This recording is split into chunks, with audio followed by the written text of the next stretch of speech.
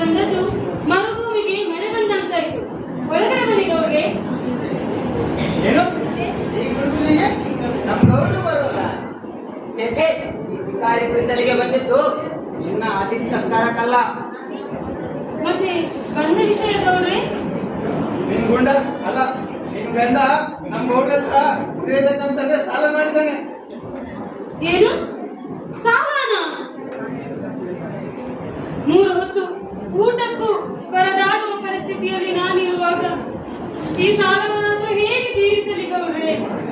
ಏ, ಸಾಕು ಮಾಡು ನಿನ್ನ ಈ ಮೊಸಳೆ ಕಣ್ಣೀರು. ನಿನ್ನ ಈ ಮೊಸಳೆ ಕಣ್ಣೀರಿಗೆ ಕರಗುವ ವ್ಯಕ್ತಿ ನಾನಲ್ಲ. ಹಾಗೆ ನಿನ್ನ ಈ ಬಣ್ಣದ ಮಾತಿಗೆ ಮರುಳಾಗ 3 ಗಂಟೆ ತಿಳಿದಿದ್ದೀಯಾ ನನ್ನ? ನಿಮ್ಮಂತ ಗತಿ ಇಲ್ಲದವರಿಗೆ ಮಾತೇ ಬಂಡವಾಳ. ಅದು ನಿನ್ನ ಹಣೆ ಬರಕ್ಕೆ ಹೊಣೆ ಯಾರು? ಮತ್ತೇನ್ ನೋಡ್ರೆ, ಗುಡಿಸ್ಲಿ ಬಂದು ಅರಮನೆ ವೈಭವ ಕೇಳಿದ್ರೆ ಸುಖಿತೆ ಅಲ್ಲ ಮಂಜಕ್ಕ. ಈ ದುಡಿಯೋ ಸಂಪಾದನೆ 6 ಕೇಳಲ್ಲ 3 ಕಿರಿಯಲ್ಲ. ಸುಮ್ಮನೆ ತಿಳ್ಕೊಂಡಿರೋದ್ ಬಿಟ್ಟು ಯಾರು ಬೇಕಿತ್ತಂತೀನಿ? ಅಯ್ಯಯ್ಯೋ, ಇಂಥ ತುಚ್ಚ ಮಾತುಗಳನ್ನಾಡಿ ಮನಸ್ಸಿಗೆ ನೋಯಿಸ್ಬೇಡಿ ಗೌಡ್ರೆ. ನನಗೂ ಒಂದು ಮನಸ್ಸಿದೆ. ನೀವು ಹೇಳಿರೋ ಮಾತು ನಿಜಾನೆ. ಆದ್ರೆ ಈ ನನ್ನ ಮಕ್ಕಳನ್ನು ಸಾಕೋಕೆ ಆಗ್ಬೇಕಲ್ಲ ಗೌಡ್ರೆ? ನೋಡು, ನಿನ್ನ ಕಷ್ಟ ಕಾರ್ಪಣ್ಯ ಕೇಳಲು ನಾನಿಲ್ಲಿ ಬಂದಿಲ್ಲ. ನಿನ್ನ ಗಂಡ ನನ್ನ ಹತ್ರ ಕುಡಿಯಲು ಸಾಲ ಮಾಡಿದ್ದೇನೆ, ಅದನ್ನು ಕೇಳಲು ಬಂದಿದ್ದೇನೆ. ಅಲ್ಲ ಮಂಜಕ್ಕ, ನಿಂಗೆ ಯಾಕೆ ಬೇಕಿತ್ತು ಅಂತೇಳಿ ಈ ಸಾಲ ಉತ್ಸಾಹ ಎಲ್ಲ? ಅಯ್ಯೋ, ಇದು ಇಂಥ ಪರೀಕ್ಷೆ ನನಗೆ. 3 ಹೊತ್ತು ತಿನ್ನಲು ಕೂಡ ಗತಿರದ ನನಗೆ ಹೇಗೆ ನಾನು ಈ ಸಾಲವನ್ನು ತೀರಿಸುವುದು? ಒಂದು ನಿಮಿಷ ಒಳಗಡೆ ಬಂದು ಮಾತಾಡೋಣ ಗೌಡ್ರೆ. ಅಲ್ಲ ಮಂಜಕ್ಕ, ನೀ ದುಡಿಯೋ ಸಂಪಾದನೆ 3 ಕೇಳಲ್ಲ 6 ಕೇಳಲ್ಲ 3 ಕಿಳಿಯಲ್ಲ. ನೀ ಸುಮ್ಮನೆ ತಿಳ್ಕೊಂಡಿರೋದ್ ಬಿಟ್ಟು ಈ ಸಾಲ ಎಲ್ಲ ಹಾಕ್ಬೇಕಿತ್ತು ಹೇಳಿ. ಇವೆಲ್ಲ ಅನೇಕ ಪ್ರಸಂಗ ಬೇಡ. ನಿನಗೆ ಸಾಲ ತೀರಿಸಲು ಸಾಧ್ಯವಿದ್ದರೆ ಹೇಳು. ನಿನ್ನ ಹೊಲ ಮನೆಯಲ್ಲ ನನಗೆ ಮಾರಿಬಿಡು. ಅಯ್ಯೋ ಗೌಡ್ರೆ, ನೀವೇ ಹೊಸಟ್ಟು ಅಂತೀನಿ.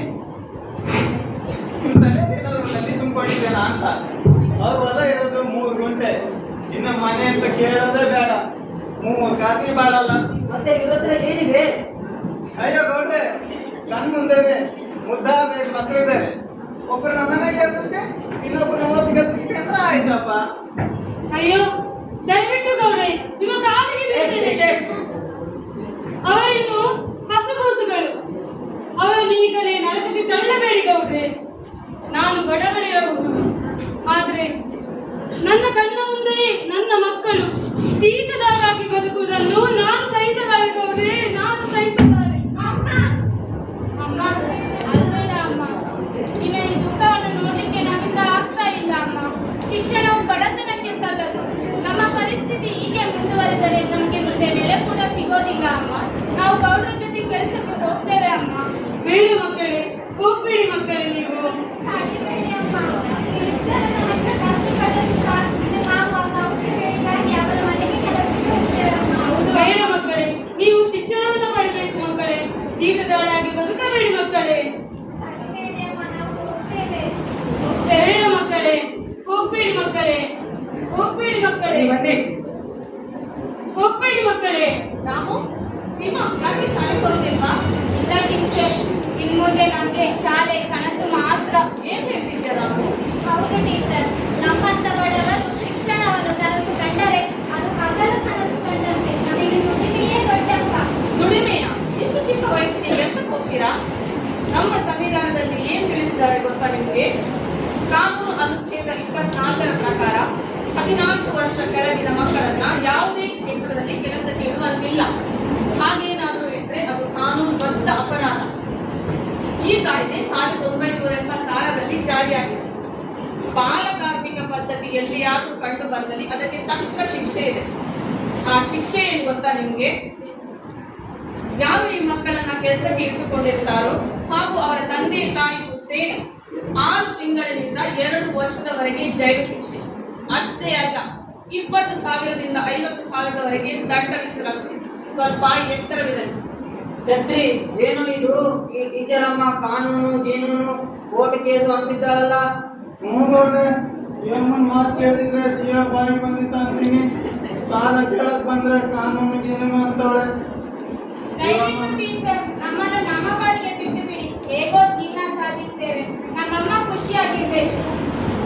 ಹೌದು ಟೀಚರ್, ನಮ್ಮನ್ನು ಬಿಟ್ಟು ಬಿಡಿ. ನಮ್ಮಷ್ಟೇ. ಹೌದು ಟೀಚರ್, ನಾವು ಗೌಡ್ರ ಜೊತೆ ಕೆಲಸಕ್ಕೆ ಹೋಗ್ತೇವೆ ಟೀಚರ್. ಹೋಗ್ಬೇಡಿ ಮಕ್ಕಳೇ, ಹೋಗ್ಬೇಡಿ ಮಕ್ಕಳೇ, ನೀವು ಹೋಗ್ಬೇಡಿ ಮಕ್ಕಳೇ.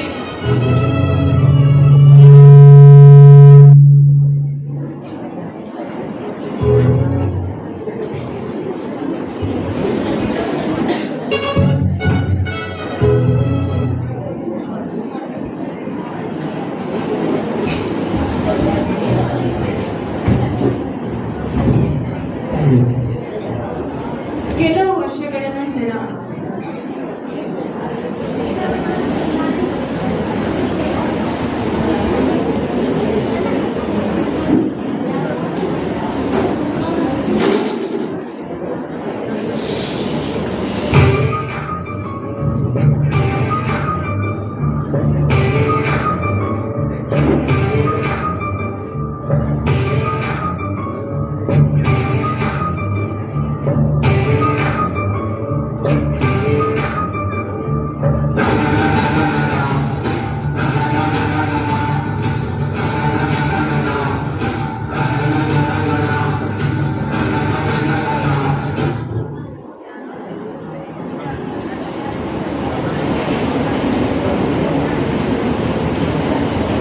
ರಾಮು ರಾಮು